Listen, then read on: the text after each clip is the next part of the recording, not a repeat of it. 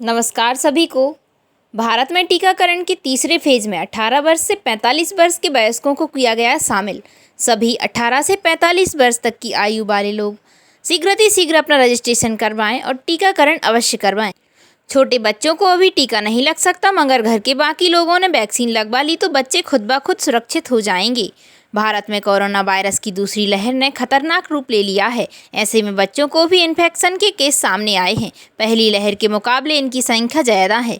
समझते हैं कि बच्चों में संक्रमण के मामले को रोकने के लिए क्या कदम उठाना जरूरी होगा और उन्हें वैक्सीन कब मिलेगी। 18 वर्ष से कम उम्र वालों को टीका नहीं लगेगा, लेकिन वे संक्रमित हो रहे हैं। बचाव आखिर कैसे करें। भारत में टीकाकरण के तीसरे फेज में 18 से 45 वर्ष के वयस्कों को भी शामिल किया जा रहा है।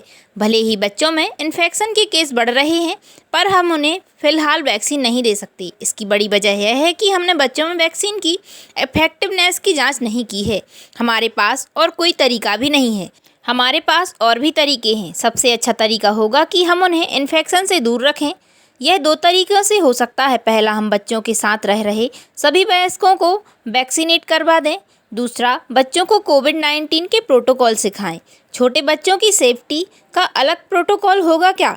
जी नहीं। कोरोना वायरस सभी आयु समूहों को प्रभावित करता है और सभी के लिए यह ज़रूरी हो जाता है कि इससे बचने के लिए जो भी हो सकता है वह ज़रूर करें। WHO की सिफारिश कहती है कि पेरेंट्स को कोरोना से जुड़े व्यवहार का सख्ती से पालन करना होगा। बच्चों के लिए भी ज़रूरी है कि वे इन उपायों को अपनी दिनचर्या और आदत का हिस्सा बनाएं। पेरेंट्स को अपने बच्चों से बात करने और उनके सवालों का जवाब देने और उनके डर को कम करना चाहिए। यह भी तय करें कि उनके बच्चे ऐसे बच्चों के साथ खेलें जिनके परिवार में सभी वयस्कों ने वैक्सीन लगवाई हो और जो हमेशा कोरोना से बचने के उपायों का सख्ती से पालन करते हों। और सबसे ज़रूरी बात यह है कि फिजिकल डिस्टेंसिंग परिवार के बाहर सुनिश्चित करें कि बच्चे और बड़े भी दूसरों से दूरी बनाए रखें। क्या 18 वर्ष से कम उम्र के लोगों में इम्यूनिटी ज़्यादा होती है और क्या इसलिए वह संक्रमण झेल पाते हैं? काफ़ी हद तक हाँ, पर आमतौर पर सभी आयु समूहों में जो लोग सही खाना खाते हैं और सक्रिय जीवन शैली का पालन करते हैं उनमें इम्यूनिटी मजबूत होती है। कोविड-19 सभी आयु समूहों को प्रभावित जरूर कर रही है, पर जिन लोगों की लाइफ स्टाइल हेल्दी है उन्हें कोरोना से ज़्यादा परेशानी नहीं मिली। बच्चों की एक्टिविटी का स्तर अन्य के मुकाबले अधिक रहता है, जिससे उन्हें इन्फेक्शन ज़्यादा परेशान नहीं कर रहा है। सेकेंड वेव में क्या कोरोना कम उम्र के लोगों को भी ज़्यादा फैलेगा? जी नहीं। इस बात को लेकर कोई डेटा नहीं है कि कोरोना वायरस के नए वेरिएंट युवाओं को ज़्यादा इन्फेक्ट कर रहे हैं। इस समय तो वायरस सभी को इन्फेक्ट कर रहा है और जिन बुजुर्गों को अन्य बीमारियां हैं उन्हें गंभीर इन्फेक्शन के चलते अस्पताल में भर्ती करने की स्थिति बन रही है। कोविड-19 की पहली लहर में बच्चों में ज़्यादा सावधानी थी। उन्होंने कोरोना से बचने के उपायों का सख्ती से पालन किया।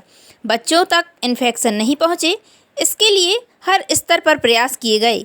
पर पिछले 1 साल में आइसोलेशन ने देश के लोगों को वित्तीय और भावनात्मक रूप से बहुत परेशान किया।